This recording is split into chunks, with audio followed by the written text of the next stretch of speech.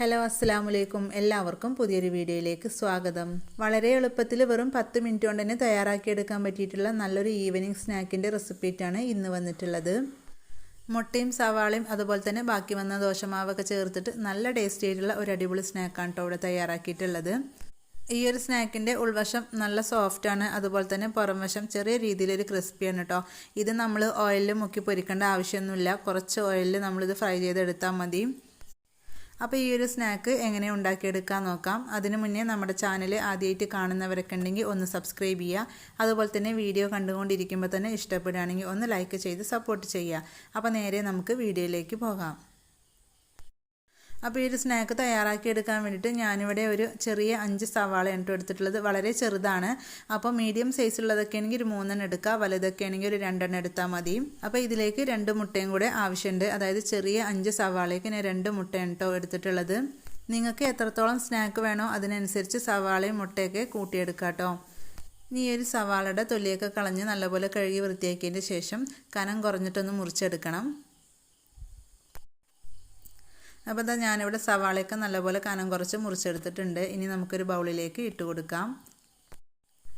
അപ്പോൾ നമ്മൾ കട്ട് ചെയ്ത് വെച്ചിട്ടുണ്ടായിരുന്ന ഈ ഒരു സവാള കൈകൊണ്ട് നല്ലപോലെ ഒന്ന് സെപ്പറേറ്റ് ആക്കി എടുക്കണം കേട്ടോ. അതായത് ഇതുപോലെ ഒന്ന് ചെയ്തെടുക്കണം. ഒരുപാട് പ്രസ് ചെയ്തിട്ട് ചെയ്തെടുക്കേണ്ട ആവശ്യമില്ല കേട്ടോ. ചെറുതായിട്ട് ഇതേപോലെ ഒന്ന് ആക്കിയെടുത്താൽ തന്നെ എല്ലാം തന്നെ ഒന്ന് സെപ്പറേറ്റ് ആയിട്ട് കിട്ടിക്കോളും. അപ്പോൾ ഈ ഒരു സവാള കൈകൊണ്ട് നമ്മൾ ചെറിയ രീതിയിൽ ഇങ്ങനെ ആക്കി കൊടുത്താൽ തന്നെ എല്ലാം തന്നെ വിട്ട് വരും. പ്രസ് ചെയ്തിട്ടുണ്ടെങ്കിൽ ഇത് സോഫ്റ്റ് ആയിട്ട് പോകും. അപ്പോൾ നമുക്ക് സോഫ്റ്റ് ആയിട്ട് കിട്ടേണ്ട ആവശ്യമില്ല കേട്ടോ. ഇപ്പോൾ അതാ എല്ലാം തന്നെ നല്ലപോലെ സെപ്പറേറ്റ് ആയിട്ട് വന്നിട്ടുണ്ട് കേട്ടോ. അപ്പോൾ ഇനി ഇതിലേക്ക് നമുക്ക് മുട്ട ചേർത്ത് കൊടുക്കാം. അപ്പോൾ ഞാനിവിടെ 2 മുട്ടയാണ് ചേർത്ത് കൊടുക്കുന്നത്. അപ്പോൾ ഈ ഒരു സവാളയിലേക്ക് മുട്ട ചേർത്ത് കൊടുത്തതിന് ശേഷം ഒരു സ്പൂണോ അല്ലെങ്കിൽ ഒരു ഫോർക്ക് വെച്ചിട്ട് നല്ലപോലെ ഒന്ന് മിക്സ് ചെയ്തെടുക്കുക. അപ്പോൾ അതിൻ്റെ ആ ഒരു വെള്ളയും മഞ്ഞയൊക്കെ നല്ലപോലെ യോജിച്ച് വരണം കേട്ടോ. അപ്പോൾ അതുവരെ നമുക്കിത് മിക്സ് ചെയ്തെടുക്കണം.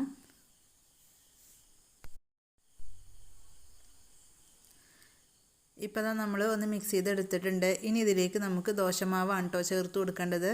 അപ്പോൾ ഞാനിവിടെ 1/2 കപ്പ് ദോശമാവാണ് ചേർത്ത് കൊടുത്തിട്ടുള്ളത്. അപ്പോൾ ഞാനെടുത്തിട്ടുള്ള മുട്ടൻ്റെ സവാളൻ്റെ ഒക്കെ ആ ഒരു അളവിനാണ് ദോശമാവും ചേർത്ത് കൊടുക്കുന്നത്.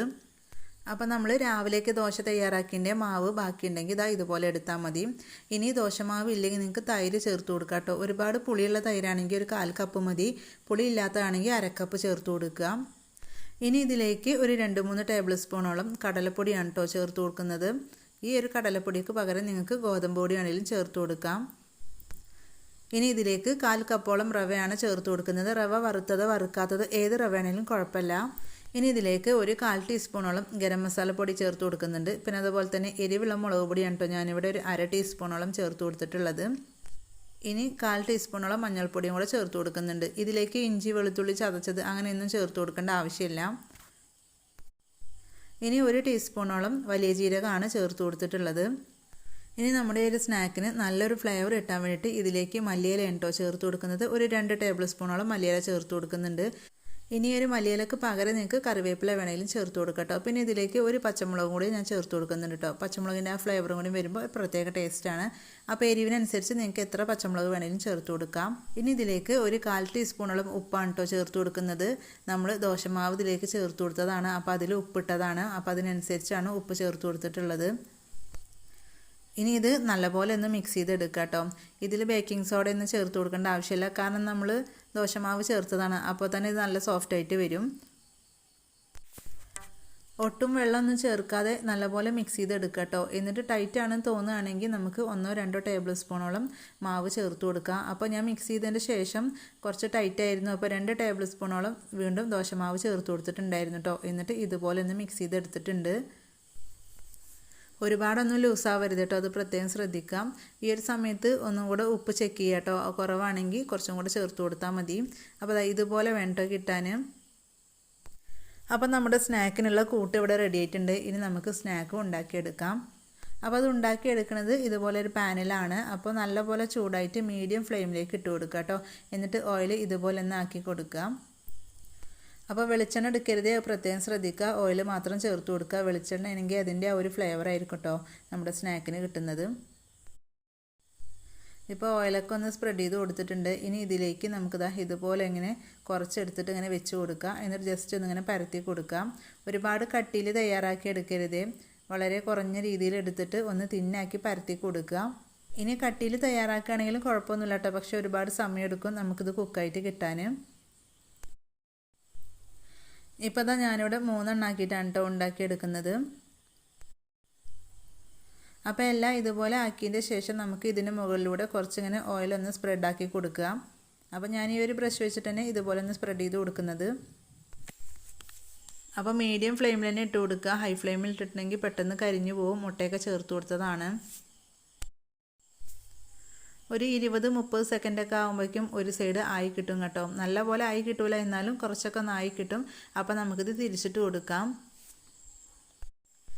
ഇപ്പോൾ ഇതാ ഇതിൻ്റെ ഒരു വശം ആയിട്ടുണ്ട്, നമുക്ക് തിരിച്ചിട്ട് കൊടുക്കാം.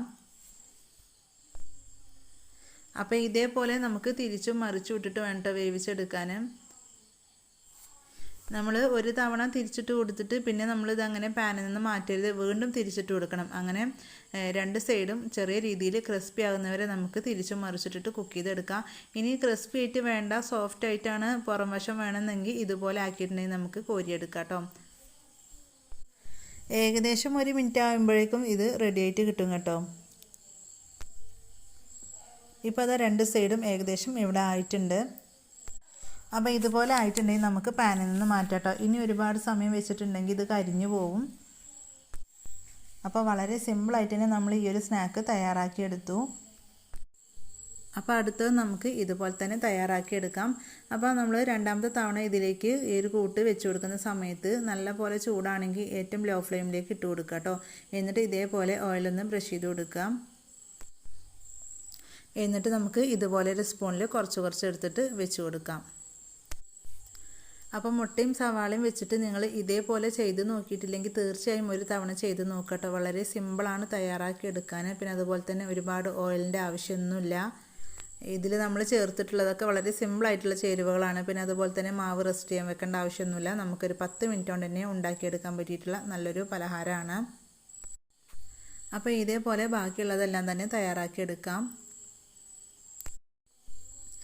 ഇപ്പോൾ ഇതാ സ്നാക്ക് മുഴുവനായിട്ടും ഇവിടെ റെഡിയാക്കി എടുത്തിട്ടുണ്ട്. വൈകുന്നേരം കുട്ടികളൊക്കെ സ്കൂൾ വിട്ട് വരുന്ന സമയത്ത് ചായയുടെ കൂടെയൊക്കെ കൊടുക്കാൻ പറ്റിയിട്ടുള്ള നല്ലൊരു സ്നാക്കും കൂടിയാണ് കേട്ടോ ഇത്. അപ്പോൾ നിങ്ങൾക്ക് കാണുമ്പോൾ തന്നെ അറിയാം ഇതിൻ്റെ ഒരു പുറം വശം നല്ല ക്രിസ്പിയാണ്, അതുപോലെ തന്നെ ഉൾവശം നല്ല സോഫ്റ്റാണ്. അപ്പോൾ ഒട്ടും സ്നാക്സ് ഒന്നും തയ്യാറാക്കാൻ അറിയാത്തവർക്ക് പോലും ട്രൈ ചെയ്ത് നോക്കാൻ പറ്റിയിട്ടുള്ള ഒരു അടിപൊളി ഐറ്റംസാണ്. അപ്പോൾ ഇത്രയുള്ളൂ നമ്മുടെ ഈ ഒരു വീഡിയോ. അപ്പോൾ ഈ ഒരു സ്നാക്കിൻ്റെ റെസിപ്പി ഇഷ്ടപ്പെട്ട ഒന്ന് ലൈക്ക് ചെയ്യുക. അതുപോലെ തന്നെ നിങ്ങളുടെ അഭിപ്രായങ്ങൾ അറിയിക്കുക. ഫ്രണ്ട്സിനും ഫാമിലിക്കും ഷെയർ ചെയ്ത് സപ്പോർട്ട് ചെയ്യുക.